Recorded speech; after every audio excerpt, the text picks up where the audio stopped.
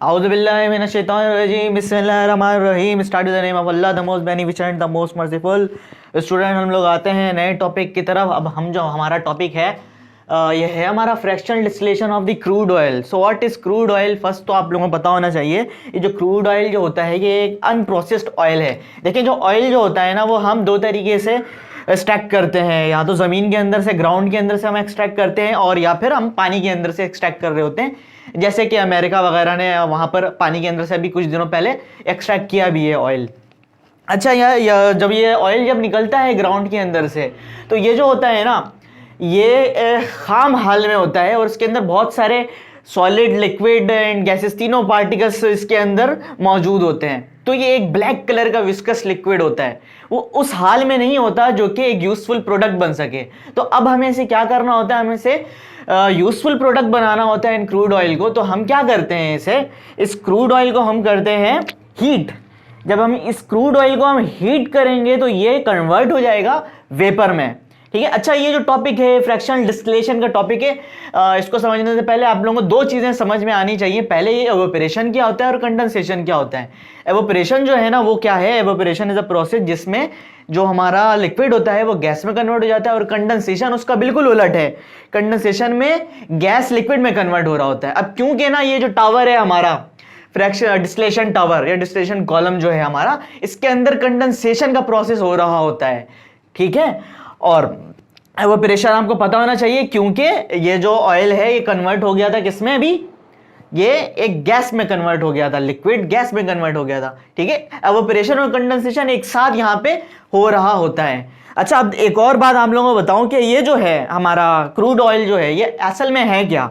ये it is a mixture of hydrocarbons. Hydrocarbons के mixture होते हैं, सिंपल अगर कहा जाए तो मिक्सचर ऑफ हाइड्रोकार्बन। अब हाइड्रोकार्बन्स जो हैं वो दो किस्म के होते हैं। होता है लॉन्गर चेन होते हैं, उसके जो मॉलिक्यूल्स होते हैं लॉन्गर चेन मॉलिक्यूल्स होते हैं, और कुछ जो होते हैं वो शॉर्टर चेन मॉलिक्यूल होते हैं। अब ये जो लॉन्गर चेन मॉलिक्यूल्स हैं, लॉन्गर चेन मॉलिक्यूल्स जो होते हैं ये लॉन्गर इसलिए होते हैं क्योंकि इनके दरमियान जो इंटरमॉलिक्यूलर फोर्सेज होती है वो बहुत ज्यादा होती है। इंटरमॉलिक्यूलर फोर्सेज ज्यादा होने की वजह से इसको जब हम तोड़ना चाहते हैं तो इससे हमें ज्यादा एनर्जी चाहिए होती है। ठीक है। क्योंकि इंटरमॉलिक्यूलर फोर्सेज ज्यादा होंगे, लॉन्ग चेन ज्यादा होगी, और इससे ज्यादा एनर्जी भी चाहिए होगी इसे तोड़ने के लिए। जब हमें इसे ज्यादा एनर्जी चाहिए तोड़ने के लिए तो जाहिर सी बात है इसकी जो बॉइलिंग पॉइंट जो होंगे, इसके बॉइलिंग पॉइंट भी हाई होंगे इन सबके लॉन्गर चेन मॉलिक्यूल्स के। ठीक है। इसके बॉइलिंग पॉइंट जब हाई होंगे तो हमें ज्यादा टेम्परेचर चाहिए होगा इसे एवोपरेट करने के लिए या फिर इसे कंडेंस करने के लिए।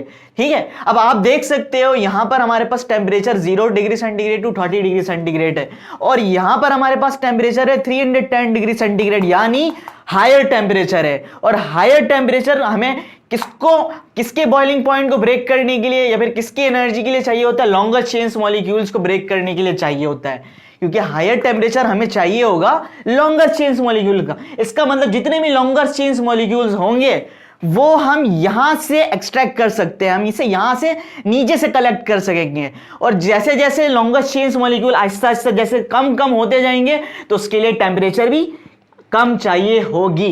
ठीक है। तो आप यहां पर देख सकते हो डिफरेंट फ्रैक्शंस यहां पर है, डिफरेंट रेज यहां पर हैं। अब जो लॉन्गर चेन्स मॉलिक्यूल्स हैं वो यहां से कलेक्ट हो जाएंगे नीचे से 260 डिग्री सेंटीग्रेड, 310 डिग्री सेंटीग्रेड, यहां से लॉन्गर चेन्स मॉलिक्यूल्स, ये जो है ना ये जो पोर्शन है ये पोर्शन हमेशा हॉट होगा क्योंकि टेम्परेचर ज्यादा है, और वो जो टेम्परेचर होगा वो जाहिर सी बात है ये कोल्ड होगा क्योंकि टेम्परेचर यहां पर कम है। अब हायर चेन वाले जो मॉलिक्यूल्स हैं वो यहां से निकलेंगे, सही है, क्योंकि यहां पे हाई टेम्परेचर है, सिंपल। और जो शॉर्टर चेन मॉलिक्यूल होंगे, जो शॉर्टर मॉलिक्यूल होंगे, अब जाहिर सी बात है उसके जो इंटरमॉलिक्यूलर फोर्सेज होंगे वो भी कम होंगी, उसकी बॉइलिंग पॉइंट भी कम होगी, उसे ब्रेक करने के लिए एनर्जी भी कम चाहिए होगी, और उसे कंडेंस करने के लिए टेम्परेचर भी कम चाहिए होगा। तो जितने भी शॉर्टर चेन्स वाले मॉलिक्यूल्स होंगे वो ऊपर से कलेक्ट हम करते रहेंगे यहां से। ठीक है। तो 0 डिग्री सेंटीग्रेड से 30 डिग्री सेंटीग्रेड के अंदर क्या होता है, हम रिफाइनरी गैस यहां से कलेक्ट करते हैं। ठीक है। इसे हम फ्यूल के अंदर यूज करते हैं। 30 डिग्री सेंटीग्रेड से 100 डिग्री सेंटीग्रेड के दौरान हम पेट्रोल को कलेक्ट कर लेते हैं। जो पेट्रोल है वो यूज होता है एज आ कार के अंदर हम यूज़ करते हैं इस पेट्रोल को। फिर नेफ्था को हम कलेक्ट करते हैं, नेफ्था मैन्युफैक्चर ऑफ केमिकल्स के लिए यूज़ होता है। कैरोसिन को हम कलेक्ट कर लेते हैं, डीजल को हम कलेक्ट कर लेते हैं। डीजल जो है वो वेन्स और कार्स, बड़ी बड़ी गाड़ियाँ जो होती हैं उसके अंदर यूज़ होता है। अच्छा, कैरोसिन जो है वो जेट ऑयल और जेट फ्यूल्स के लिए यूज़ हो जाता है, ठीक है। इसी तरह फ्यूल ऑयल और लिब्रिकेटिंग ऑयल हमें एक खास टेम्परेचर के अंदर अंदर जाके हम इसे कलेक्ट कर रहे होते हैं। सो बेसिकली यहाँ पे हो क्या रहा है, ये जो है ना क्रूड ऑयल क्या है, crude oil is a mixture of hydrocarbon, crude oil is a mixture of hydrocarbon and fractional distillation is a process. Fractional distillation वो प्रोसेस है जिसके अंदर से हम इस क्रूड ऑयल को कन्वर्ट कर देते हैं, with converted into useful product. हम इसे यूजफुल प्रोडक्ट में कन्वर्ट कर देते हैं एट सेम बॉइलिंग पॉइंट। इनके बॉइलिंग पॉइंट भी सेम होंगे, तो उसी पॉइंट के अंदर से हम इसे यहां से कलेक्ट करते रहते हैं डिफरेंट फ्रैक्शन के अंदर, और इसीलिए हम इसे फ्रैक्शनल डिस्टिलेशन भी कहते हैं, ठीक है। उम्मीद है बच्चों आप लोगों को ये टॉपिक समझ में आया होगा। मैंने इसको समझाने की जिस तरह कोशिश की है, तो थैंक यू सो मच।